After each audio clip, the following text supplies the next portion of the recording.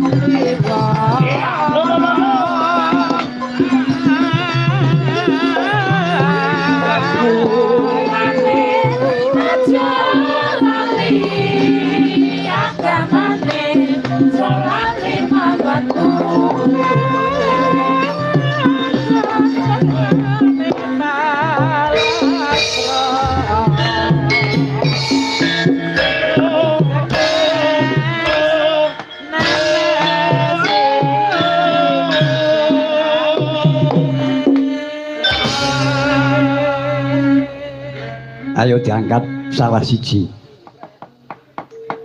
Ayo diangkat. Ayo diangkat.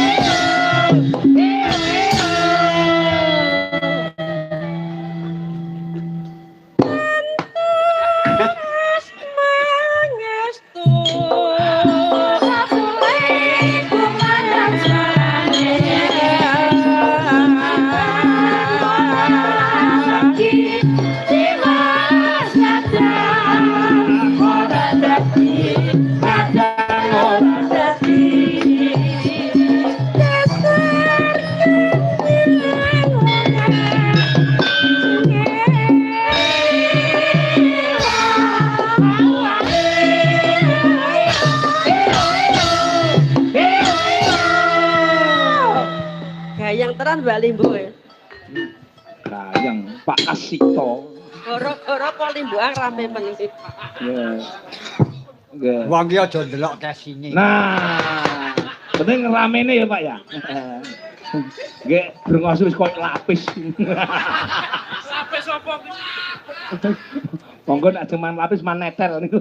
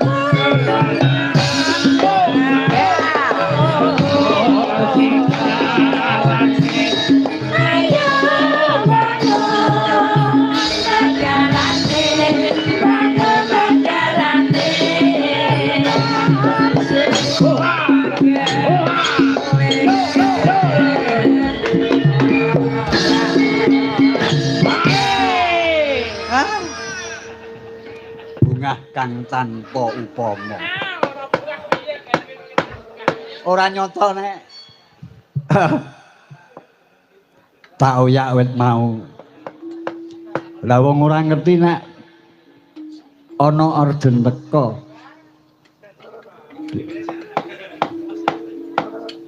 Monggo aku wis apa jenengane nritik iki engko tak gawe ngene iki engko tak gawe ngene. Saiki iki jenenge dalang kowe kalah karo penonton. Limbuan.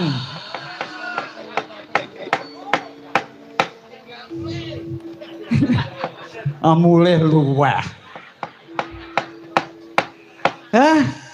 Bunga kang tanpa upama aku bisa lungguh ana ing teras kene nek mendinane ngono ya lungguh ning pun tenguk-tenguk. Iki ora kaya sak gedagan iki. Sidar. Sidar atine ditokke yen dikerek semut. Ana kuwi. Lara sesigar. Sing ora sidar ning sing sigar. Ambo sik santai kowe ijazah sewengi kok.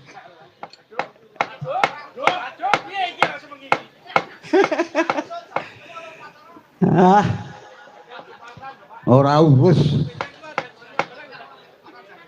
Nekake. Wah, aku murah pelontang di mau. Wis nekon barang mau. Kene Tan. Padha-padha leh nganu ayo. Ora rene sesuk patak watu. Ayo disepoti, sepoti.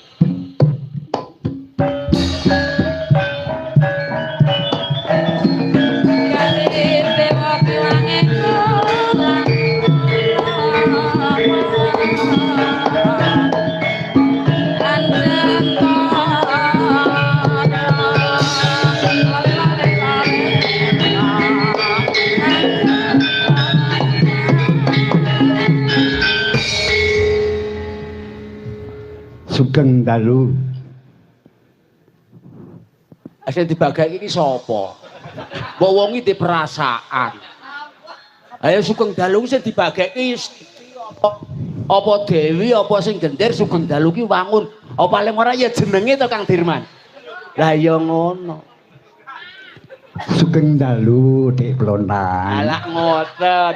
Wilujeng dalu Mak Cangik, Mak Limbuk, Pak Dekasito, jangkep to. Wong Jawa iki jare jawabe. Payu ora tau ngejak sambatan ngabari.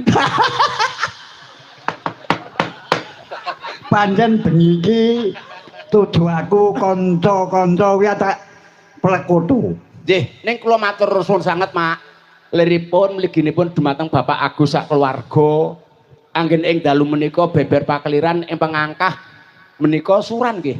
Suran sura niku janjane surasaning rasa ketemu ana ing awake dhewe, Pak. Lah nggih to. Mula kaya panjenengane mligine Pak Dekasito, mula aben-aben kok wis menika nyok asring-asring pangruwatan berarti panjenengane wis luwih pono timbangane plontang. Ning anu asmane kuwi kinarya japa lho iki, Pak. Lho, ayo saiki jenenge nuwun sewu Pak Dekasito. Hei, Ora wong kuwi rada ora pati redhong anger muni rasa ora bayaran ngono kuwi kok. Etok-etoke ora ngrungoni. Kasito nika nggih. Karepe panjenengan iki nglestareke budaya kang adiluhung aja ngansi budayane dhewe kasilep marang budaya mancanegara. Apik. Ora nganggo A. K ngono. Terdiri dari 3 suku kata. K. Sinandingang kitab suci wayuning ilahi minangka manembah marang kang nyipta jagat lis salat aja nganti kendhat. Oh. Nggo sik. Iki tak bales. Utawa tak sawuri. Utang apa? Apa wong nyembah maring sing gawe jagat ki mung kur salat? Nggih mboten, ngibadah 1000 dalan iso kelakon. Nah, lah ya ngono ning cekake wong ngomong. Lho yo dipikir ngono lho.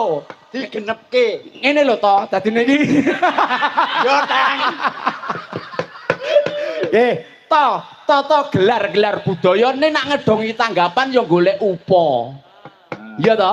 Tata gelar iki nglestarake budaya ning nak tanggapan yo mbek ngupaya upa. Kuwi logika. Ora munafik wong seni jajan nak tanggapan ra bayaran apa gelem? Ya ora gelem. Ora gelem. Nggih ngeten Pak Kasito, liripun kados panjenengan iki isih kaya iki nyengkuyunge budaya kang adiluhung. Amin. Amin. Ya wingi sayang kok Pak. Jenengan iki besar ora gelem nang masjid kok. Golek untu. Wis aku saiki arep males wong ben aku ya didak-idak karo Sumini kok aku. Ayo kowe. Apa kuwi kanone Mbak Sumini to kuwi? Wis suwe. Arek rebutan karo blangkring kae. Ngene iki lho Pak, untuk ora kok ngelecehke panjenengane ning nyedake rasa katresnan ing sedulure wong seni. Siap. Bukan pelecehan tapi untuk mengeratkan tali persaudaraan dalam kita lingkup dalam budaya. Lho, mula budaya ki endah. Endahnya amarga tak kira kaya adikku dodot luwih cetha. Kenang apa darani endah? Endah ki nang rasa. Ati sing nata. Endah ki wingi ketemu karo Bagi jak ngidul. Endahe budaya ijeh endah budewi.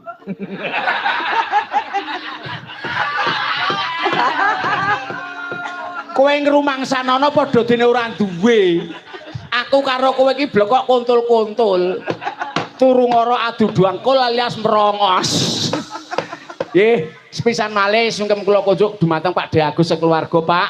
Aku yo melu memuji mugi-mugi panjenengan Pak De Agus sekeluarga kaparingana panjang yuswa ingkang baken tutuk anggenipun momong putra lan wayah minangka suh seni ing tlatah gedawang umumipun. Amin. Iki mula kanca-kanca tak jak ning kene iki ra. Nggih. Kae yo gen lik giras. Engko lik awor kancane meneh. Amin. Dadi karepku ki ngono kuwi. Leres Mas Kasito. Kula niku ya krungu dikandani Mas Bagi kala wau, aku kudu medun. Janipun wonten ayahan kangge dusun tak kira Pak Bagi ya prisa kala mau. Ning aku ngiras pantes napak tilas limbiyen rekoso kuno daleme Pak Slamet. Jaman aku buruh graji.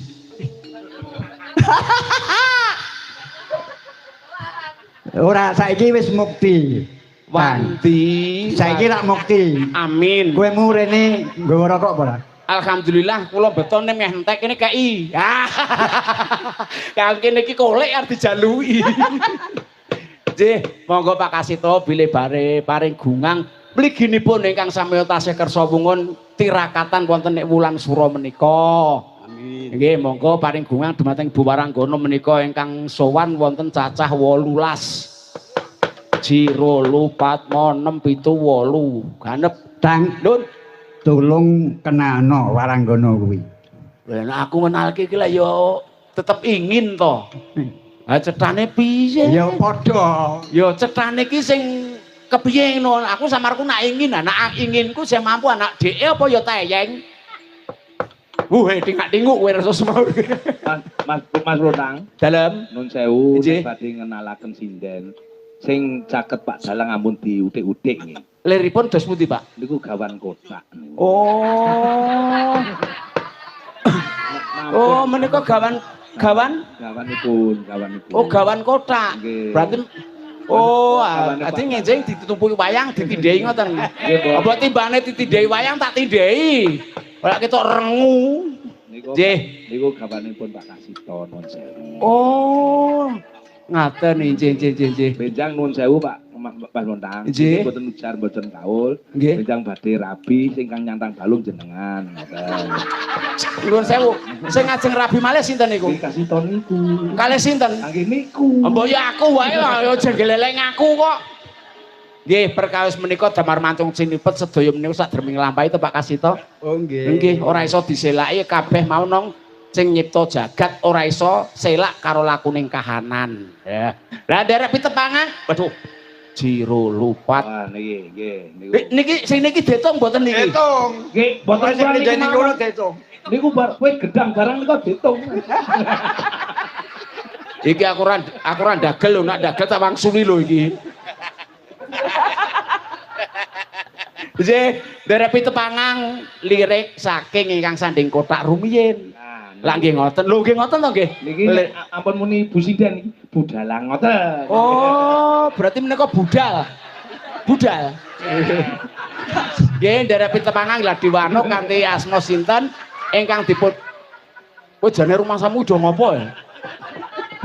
Wong kene iki lah ya budal to. Budalang to. Lah ya budal. Nderek pitepangan lah diwanuk kanthi asma sinten ingkang dipun lenggahi pidalem saking pundi kula minangka sulih panjenengan Pak Kasito. Injih Kang Mas Plonta. Dasmu. Anu nyepeng mik. Kagunganipun mik. Sentile digwake riyin nggih. Nggih. Ngaturaken wilujeng dalu Pak D Pelontang. Boyo aja Pakde. Mas. Paling ora ki Mbah. Mboten nggih Mas. Mas Pion napa?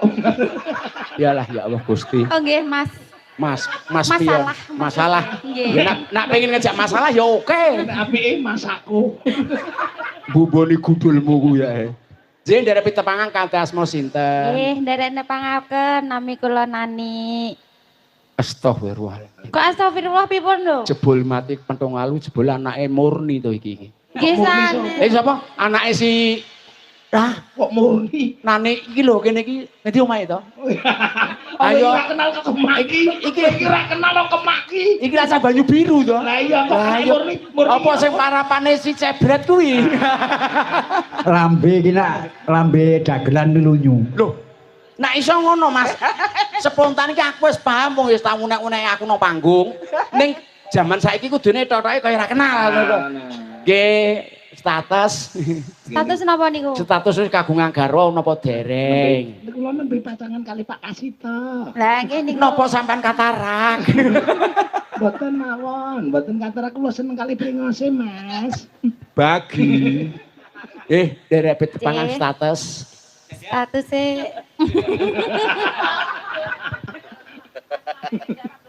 Kowe menengo, penen bojomu ora melu gleleng kowe. Mbok ngilingi nak Sri melu kaya ciduk ngono kok.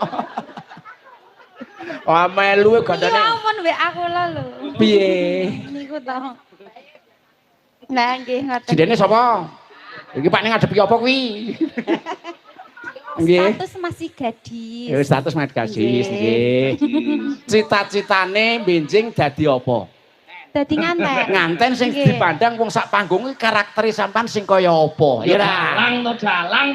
Dalang to. Najan tuwa tetep dalang to, Bos. Sing penting saged nyitik-itik ngoten. Musik Mas. Pripun? Sing sithik kudune Saged nyitik-itik. nggih nak pancen ngitik-itik ya bener Mas Bagi, ya cukup balik kasito ora masalah. Brengose kandel kok. Cukup ditik-itik lek wis trimo. Kowe omong lek kasito. Brengose kandel jelas nek. Nggih, matur sanget leripun panjenengan tasih ya jenenge Srawung ro sedulur jembarke sedulur ki jare ngendikane wong akeh sedulur akeh rezekine. Nggih, amin. Nggih, nglerek ingkang sebelah blegendong menika. Kok nglerek. Nglerek iki tonil kok. wis meneng aku role kok. Nggih, nderek pitepangang Gladiwano Kanjeng Ratu Simbok. Sugeng dalu sayangku. Ya iki resekune wong duda ya ngene iki. Ayo wangsulan tampek kowe. Nggih, piye Mama?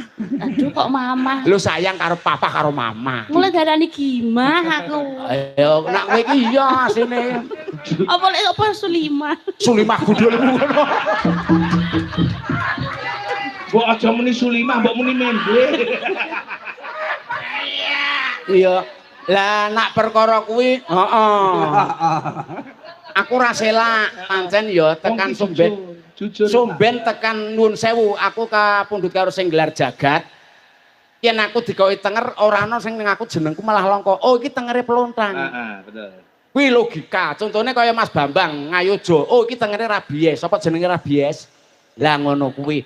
Mula ra selak kaya Mbak Isulimah Suwargi pancen sing jenenge aku panjenengane. Sing ngresmekke esuk-esuk Kang Rusdi nalika nang Glepung.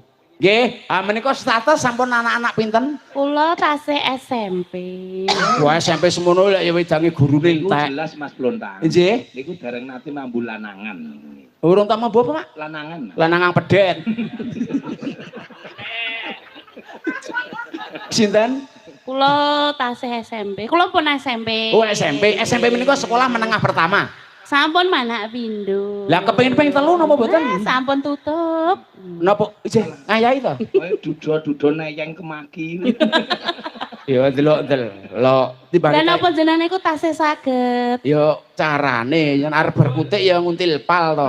Nganu dicuwak, diplak riyen ngoten nika. Mboten nek Mas Blontang mboten dicuwak. Lah pripun? Dipun gip. Ndarani patah tulang. Kowe kira bojone sindene tak pacul gundulmu kok. Nggih, alhamdulillah Mak Nggih. Dewi, aku ya iso muni nok, iso muni mak basake putuku. Nggih. Langgeng budaya Jawa aja nganti kendhat iki sebagai pelestari budaya Jawa. Nggih. Nglerek ingkang sebelah menika. Wah, Iki nek nyuwun sewu. iki Mas Blontang. dalem. Iki bojone wis ora wong ra umum tenan. Oh, paling angel sak donya ya iki. Mboten ning mboten angel. Pripun? Sukar nek diwalik kan rakus to, Mas. Nggih, monggo Burakus anu. Jeh, sugeng dalu Mas. Sugeng dalu Mak Cangik, Mbak Limbu. Dalu. Pripun Mas badhe ndangu das pundi? Ya nak kula mboten ajeng dangu pun pripun. Iki kapak-kapakno mbok model piye tetep angel, ya ta? Mboten napa-napa. Wis arep dingenekke ya angel, ngenekke ya angel, wis ngono kuwi serahke pokoke ya ngene iso gampang ki kepiye carane, ngono tok wae. Pasrahke karo sing kulino ya. Kanggene kula mboten angel kok Mas. Lah kok Lah niku malah manute rame-ram kok do diarani angel kula lak ya. ayo pripun manut toh? pancen suami takut istri kok ya. Kula mboten seneng nek duwe bojo kok wedi karo wong wedok ki ra seneng kok ndak kurang ajar sing wedok. Ora apa-apa timbangane kurang mangan. Mboten Mas, mboten. Nggih, matur Padha-padha suwun. mawon Nggih, nggih. donga dinunga langgeng Nggih. budayane, langgeng anggone sami bebrayan. Nglerek menika ingkang selonjor ingkang samar kelebonan orong-orong. Menika wah kaca mripat kaya sinden jatilan. Nuwun sewu niki sing pojok menika. Nggih. Sing panjenengan jenengan dangu menika. Ampun dipun napa-napa. Niku bojone kiai niku. Kiai Gus, bojone Gus niku. Gus sinten, Pak? Gus Rek. Gus Rek. Oh. Ngaten Bu Gus Rek. Wah, dudam Gus ya jero kacamatane didunke. Mentel. Wah, kok gelungane wis semi ngono kok. Nggih, nderek pitepangang Mbak Yu kanthi asma sinten ingkang pidalem saking pundi? Sentile dunggahke sik nggih.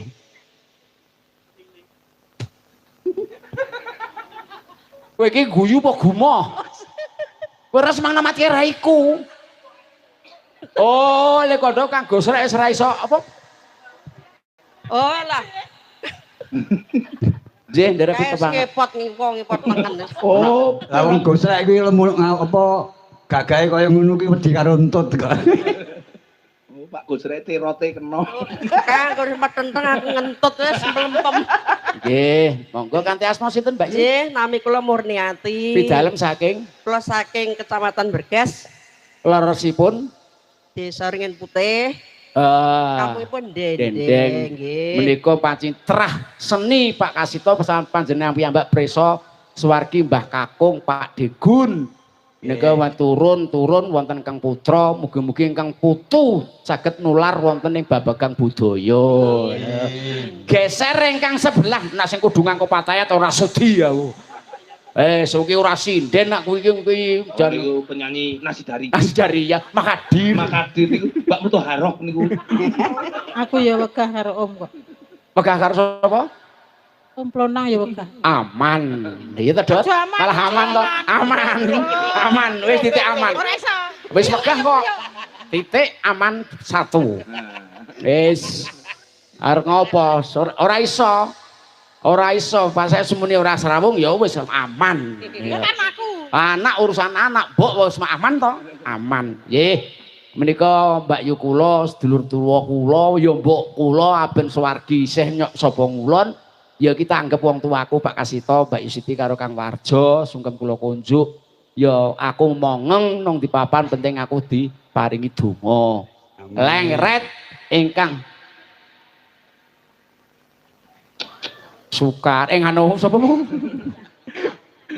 nggih derek pitepangang ingkang lerek ngagem rasuang cemeng menika gladi wanoh pidalem saking pundi asma sinten teges lancang mboten kula minangka sule saking panjenengan Mak Cangi Enjih, sugeng dalu Mas Plontang. lah nek iki ka Mas bareng karo aku rada understand iya to bagi rawane semaur pentelengi sing wedok kok ketip-ketip pancal. Mas iki wis seneng ngomoni Mas. Wah, atik orang masak. Mas masuk angin iki. Wah, nek masuk angin pancen yo iya jane mau kumpulan we arep Bali kok. Nggih. Dere pitepangan kanthi asma sinten? Enjih, kula Mbak Tina Mas. Mbak Tina. Tina. Pidalem saking Manyaran. Semarang. Enjih. Aban-aban ya nyok rakitu kesandung ya nyok kepethuk. Enjih. Alhamdulillah lestari budaya Jawa. Nggih. Matur basuwun lah. Nggih sami-sami. Nggih, melarek ingkang semandai celagak. Lho nggih lah ya ngono to ya. Lah ya ditepungke to iki. Ngoten Pak Kasito. Ya, Iya harus to. Nggih. Lah nggih. Kudu sinden kok, Pak. Mboten sinden dari wah iki benah role arep metu. Wah, brengose kaya gedhek. Menika wonten susulan apa Pak Kasito? Ular kambang. Oh nggih. Dari pitepangan kanthi asma sinten Budhe Mbak Yu? Nggih, matur nuwun. Nami kula sapa, Mbak? Kali aku. Ya iki wis ora diakoni karo Pak Nembokne nek iki wisan.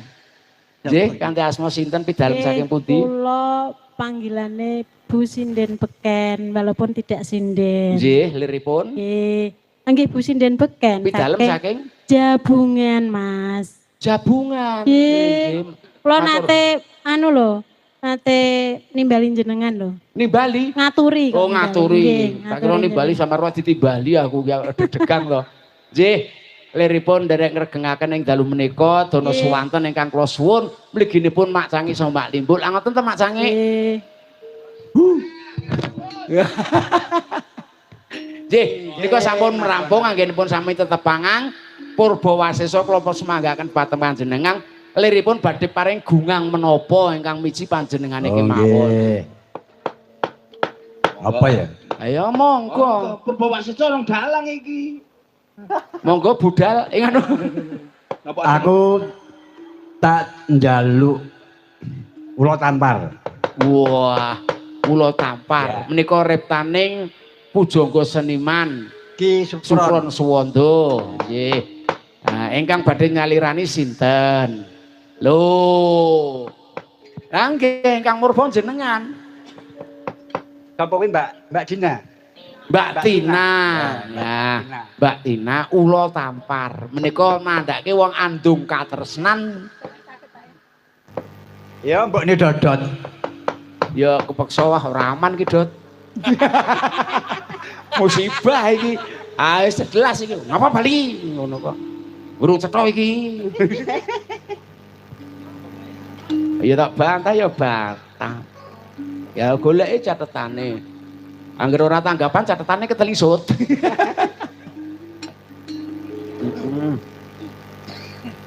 Langgam ulo tampar ketingalipun wonten bawanipun. Nggih ta wonten ta Pak Kasito? Wonten. Nggih. Ya. Wah, blangkone kaya ndekku. Plek sing siji. Ning ukurane mbuh.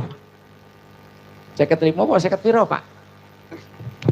58. Wah, ya kaya ndek sing demung. Ndek bagi kae, dienggo tekan mripat ilang. Wah, apik meneh ndek sing gentir, sudak siji.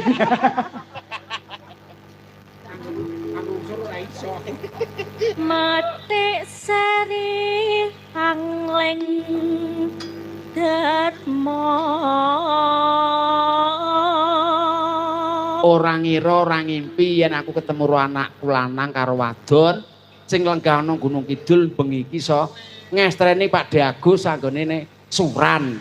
Ki lho ya, ora iso, ora rayu-rayu. Serik aku wesane. Ayo tutukake sih nak bawane nak. Ana crita tingkae ula kalih. Alah, wah ya. Bone Jonathan. Ah ya ra. Kae to sapa mbuh? Ah sing endi? Sing ndi? Kae ngisor kae lho. Wong kaya iki wong delok wayang gondong anak kok.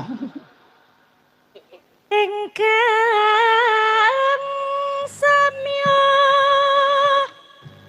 cumburayu. Nyon sewu nduk, munggah nduk gendong roh kae wong buri. Wo lah, rapi. Jenenge kula tampat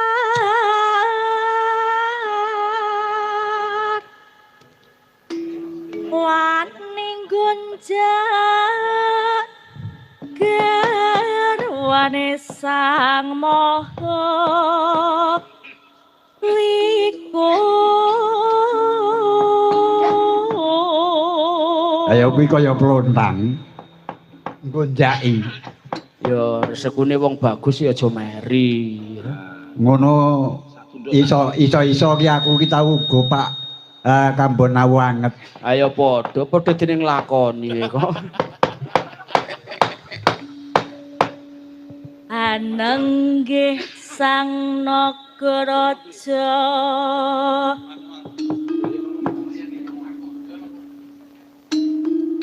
sesile nyinaga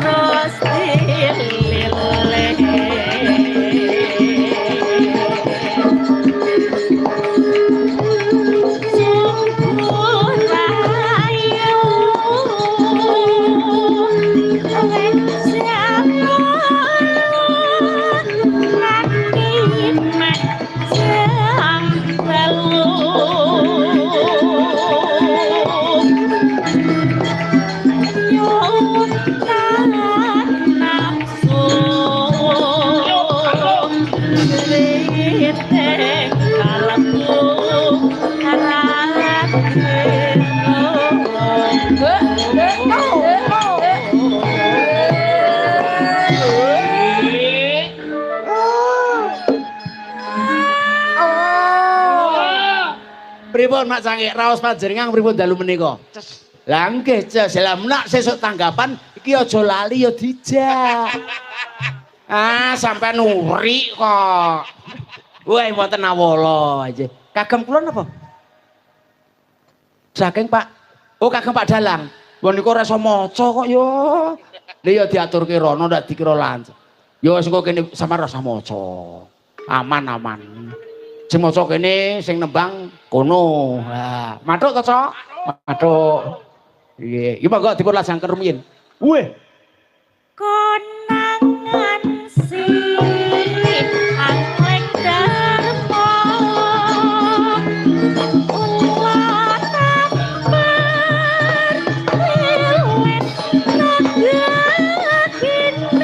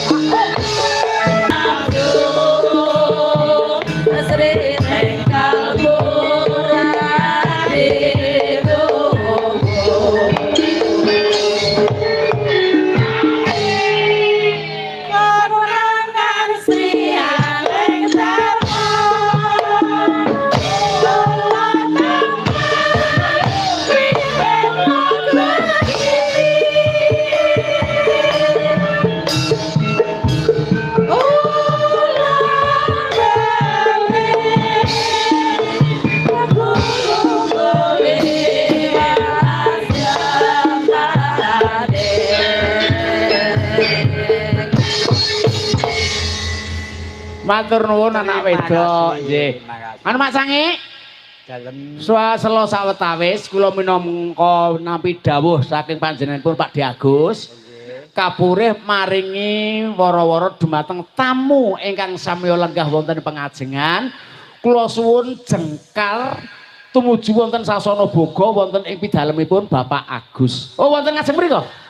Menika saged gilir gumanti menika sulih saking panjenenganipun Bapak Agus sak keluarga tamu ingkang tasih samya lenggah kasuwun jengkar saking palenggahan tumuju wonten sasana boga wonten ngajeng menika. Ngaten nggih Pak Di Agus nggih. Nggih matur suwun mugi dadosna kawekadosan kagem ingkang samya lenggah sedayanipun. Ngaten Pak Kasito. Nggih lak sampun cekap sedaya to. Nggih. Lah menika ugi kula nampa nawala. Menika saking bakul soto mae pawon buri. Nggih, pawon iki ngamburi ra kelakon ngarep ya. Jero ana bakul soto ya. Nah, ayo kae nang ngarep malah. Nggih, menika ngersakaken tembang Sambung Wanci Dalu. Kalian Sambung Wanci Dalu kalian Terwelu Melayu. Oh, kelinci ucul. Kelinci ucul. Nggih. Menika mangke ugi badhe wonten kadang kang badhe nderek dana swanten. Saged mirunggan kagem kadang-kadang ingkang pandemen budaya ya. Menika ingkang dipun pinangkani ingkang anu sapa mu sapa? Sing nembang sapa mu? Nyenak, Pak enak. Kae ge timbane aku ditagih mbokmu.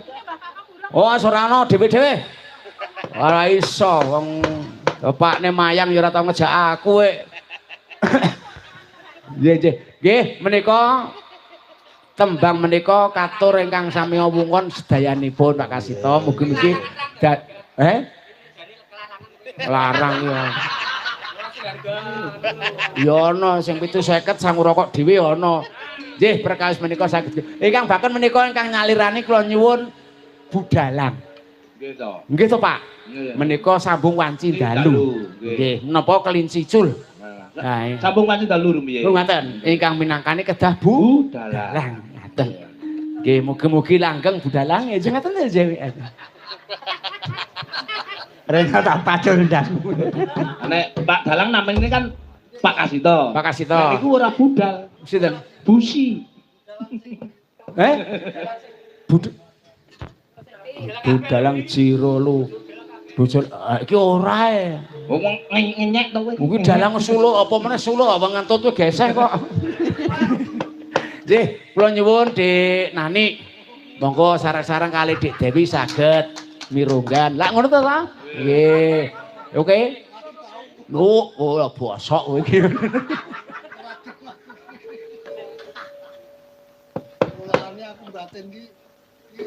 Sambung wanci dalu. Ngene iki lho nek ngiras pantes sinau srawung kanca entuk ilmu. Lagi ngoten to Mak Cangik. Dadi aja didelok keplasek ana kanan iki aku kudu iso. Lah. Monggo sareng-sareng kalih budalang ingkang setunggal menika. Nggih monggo. Oke. Monggo. Miki pun dipun cepeng kok malah kedak-kedik. Wah, budalang kok wedi. Di mik.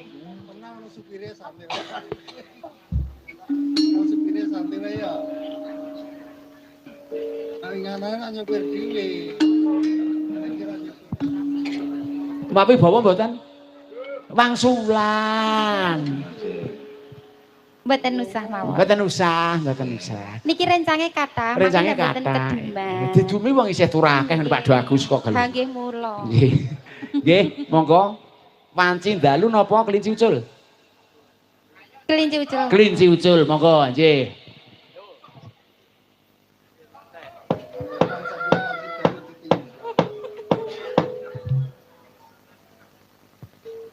Bawa nek cucul bawa.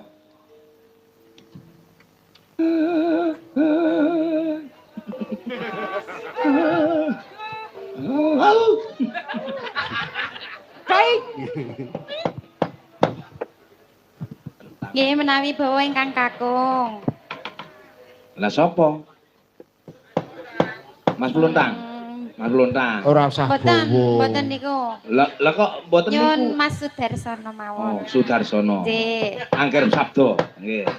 Itu wau tak lirik kok ngagem kaca tinggal kaya sahrukan.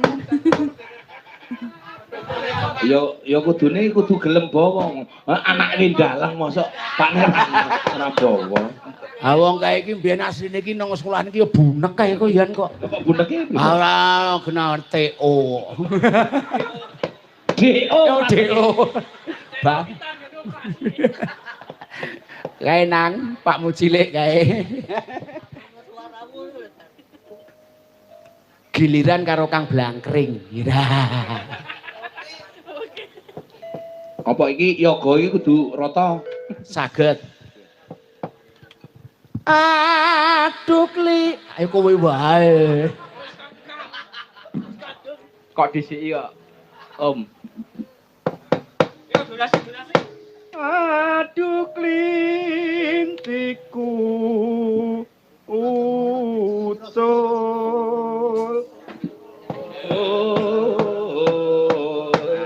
Lah ngoten teruske ngoten niku lho.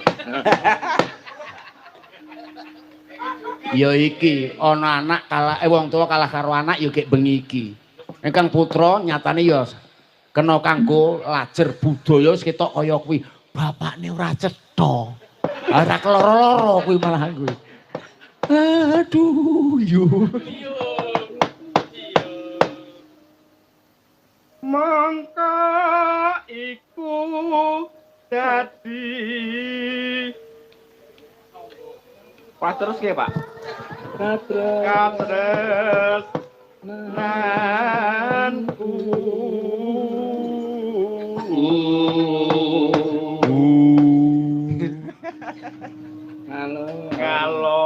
Ngalor idul tepung gelang mungke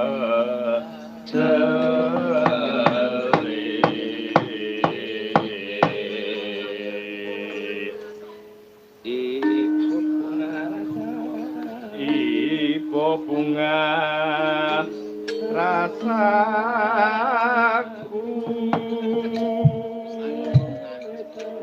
yen mulai tak petuk. kata pondro.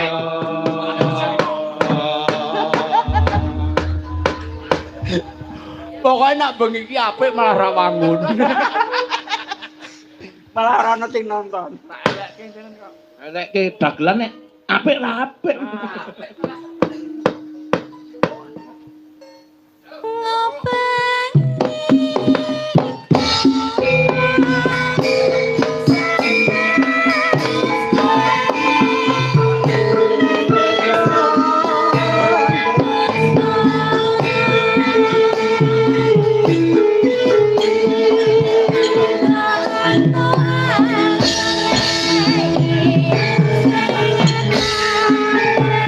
Thank you.